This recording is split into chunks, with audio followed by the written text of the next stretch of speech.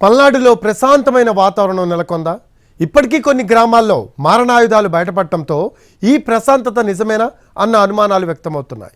అయితే పోలీసులు మాత్రం పల్నాడు ప్రశాంతంగా ఉందని, గతంలో దాచిన మారణాయుధాలు వెలికి తీస్తున్నామని చెప్తున్నారు. పల్నాడులో గురజాల, మాచర్ల ఫ్యాక్షన్ నేపథ్యం ఉన్న నియోజకవర్గాలు.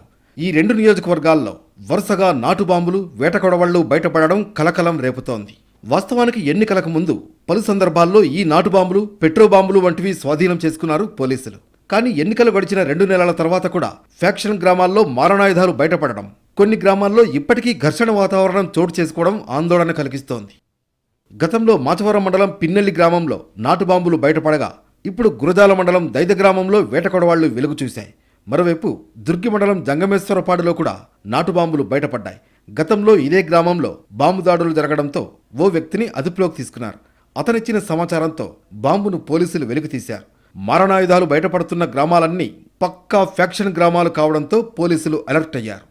పల్నాడు ప్రాంతంలోని గ్రామాలను జల్లెడపడుతున్న పోలీసులు ఎన్నికల ముందు మారణాయుధాలు దాచిన కొద్ది మందిని అదుపులోకి తీసుకున్నారు. వారి నుంచి సేకరించిన సమాచారంతో మారణాయుధాలను వెలికితీస్తున్నట్లుగా సమాచారం. మరికొన్ని ప్రాంతాల్లో మాత్రం పొలం దున్నుతున్నప్పుడు భూమిలో దాచిపెట్టిన వేటకొడవాళ్లు, మారణాయుధాలు బయటపడుతున్నాయని రైతులు చెబుతున్నారు. అప్రమత్తమైన పోలీసులు ఫ్యాక్షన్ గ్రామాల్లో ముందస్తు చర్యలు చేపట్టారు. మరోవైపు పల్నాడు సమస్యాత్మక గ్రామాల్లో పర్యటించిన ఎస్పీ ప్రశాంత వాతావరణం నెలకొనేలా చర్యలు తీసుకోవాలని సూచించారు.